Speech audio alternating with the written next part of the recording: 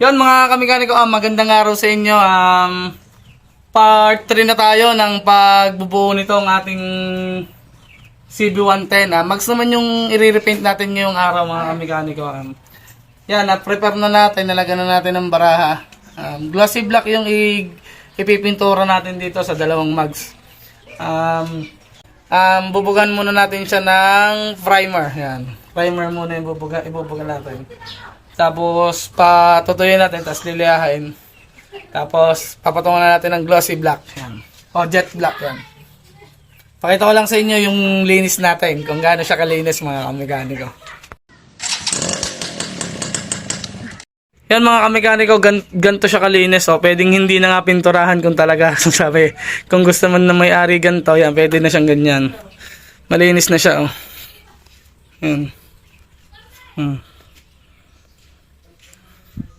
Bago natin siya patungan ng primer. Make sure nyo lang mga kamekaniko, pagka nagpatong kayo ng primer, wala na siyang kahit anumang langis o grasa. Basta malinis na malinis siya. Hindi ko na kayo matuturuan ng paghahalo kasi ito yung hinalo natin doon sa mga ibang pintura natin na sa ibang pininturahan natin tulad ng chassis. Yan. Hindi pa Ang ratio naman yan lagi ko naman sinasabi sa inyo nasa mga ibang vlog natin yan. Yan, bubuhin na natin, pipinturahan na natin tong mags ng CB110. Okay, let's go. Yan, bugahan na natin ang first coating.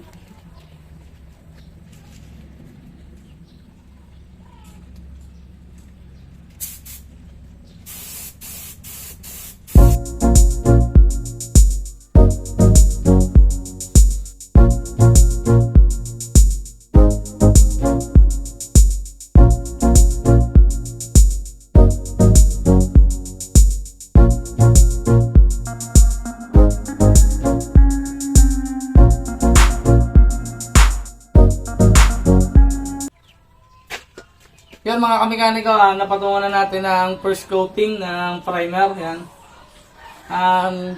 Ang technique lang natin dyan mga kamekaniko dun sa mga baguhan na hindi marunong magbuga ng primer. So dun sa mga nagsisimula pa lang, ang technique niyo dyan, inyong ninipisan lang muna mga kamekaniko. Huwag niyong bibiglain para hindi siya tumulo. Yan. So nito medyo manipis lang siya, saka mabilis din matuyo. Yan. Ang interval na pagpapatuyo natin dito ay 30 minutes lang mga kamekaniko. Tuyo na siya. Yan. Ngayon naman ipapatungan na natin siya ng second coat. Yan. Second coat na tayo mga kamekaniko. Okay.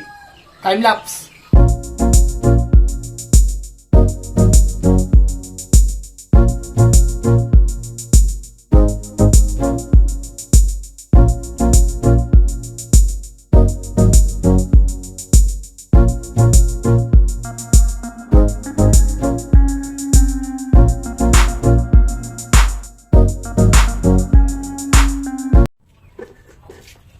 Yan, natapos na natin patungan ng second coat. Interval lang ulit kayo ng 30 minutes bago nyo ulit patungan ng third coat. Third coat na tayo mga kamekaniko. Game! Time lapse!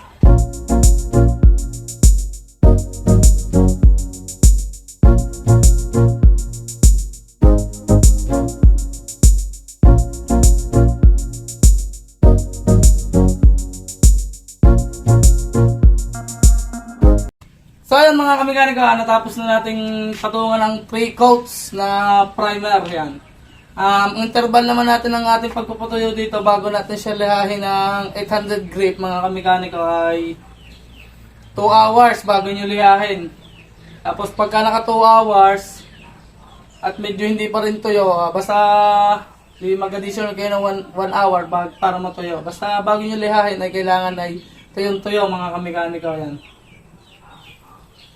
Yan, mamaya na lang, pagka napatayo na natin mga kamekaniko, let's go. Yan, napatayo na natin. Nalihan na rin natin mga kamekaniko ng 800 grip to 600 grip yan. Ano, okay na siya. Kaya kulabo-kulabo na siya, yan o. Basta make sure nyo lang na pantay yung pagkakalihan yung mga kamekaniko. Tapos pag bago nyo bugahan, make sure nyo rin na malinis. Yan. Nalihan na natin yan. Alright na yan. Next step natin dyan ay papatungan na natin siya ng base coat. Ang kulay niya ay jet black. Ito, meron lang ako nabili dito. Yung jet black. Ang ratio lang niya ay kung gaano lang karami yung pintura, ganun din lang karami yung thinner. Lagi ko naman sinasabi, baka mauta na kayo. Basta ang ratio ng base coat, wala naman tong catalyst, ang ratio niya ay 1:1. Kung baga ganito karaming jet black, di ganito din lang karami yung ilalagay yung thinner. Para, yun ano lang, dun lang sa mga walang timbangan. Gaya ko, yan. Ganyan lang yung ginagawa ko. Okay naman siya. Saktong-sakto siya doon sa spray gun natin na 1.3. Yan. Bubugan na lang natin siya dito mga kamekaniko. 3 coats din yung gagawin natin doon sa mugs na to tsaka doon sa kabila. Yan, 3 coats din para matibay. Yan, let's go. Yan mga kamekaniko, patungan na natin ng 3 coats na jet black. Ang interval nyo lang bago nyo patungan ay 30 minutes. Another 30 minutes, batong ulit, gano'n. Ayan, ita-timelapse na lang natin para hindi kayo mainit mga kamekaniko. Game, timelapse.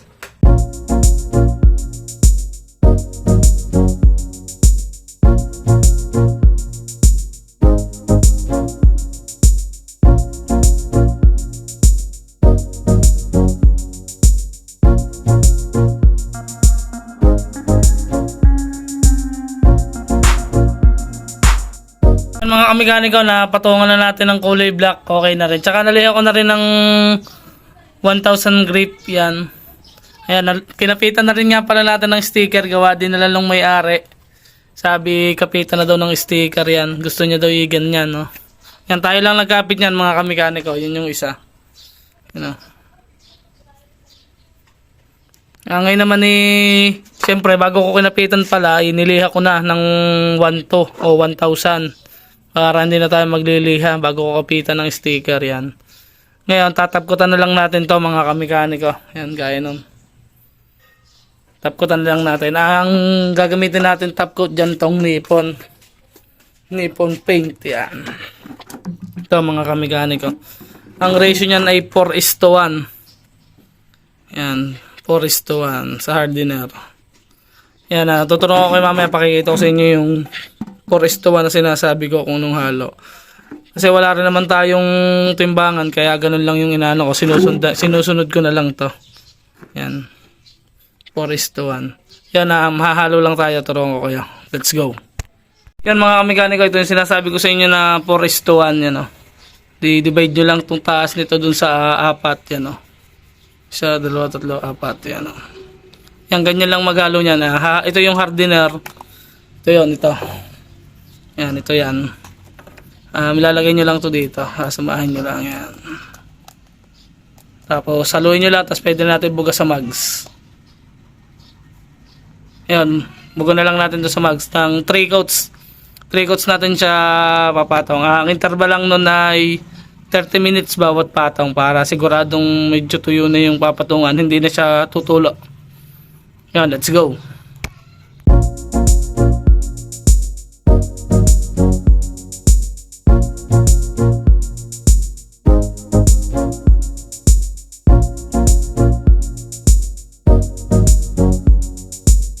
Ayun nga mga kamekaniko, matapos na nating patungan ng 3 coats yung mugs ng CB110. Pakikita ko sa inyo yung kinalabasan ng ating tinapkutan ng 3 coats. Napakaganda mga kamekaniko. Pakita ko sa inyo. Yan mga kamekaniko, ito na yung itsura nung natapos nating mugs ngayong araw. Yan, kung gaano kakislap yan. Kita nga ako. Oh. Yan, yung sticker, napakatibay na nito, panigurado ko. Kasi naibaw natin sa 3 patong na top coat. Kintaban mga kamekaniko. Alright, napakaganda. Itsura niya, Lupit. Ganda nga din pala yung may sticker siyang ganyan,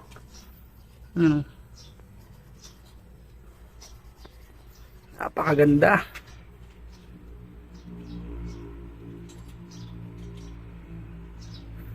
Alright. Yon. Alright.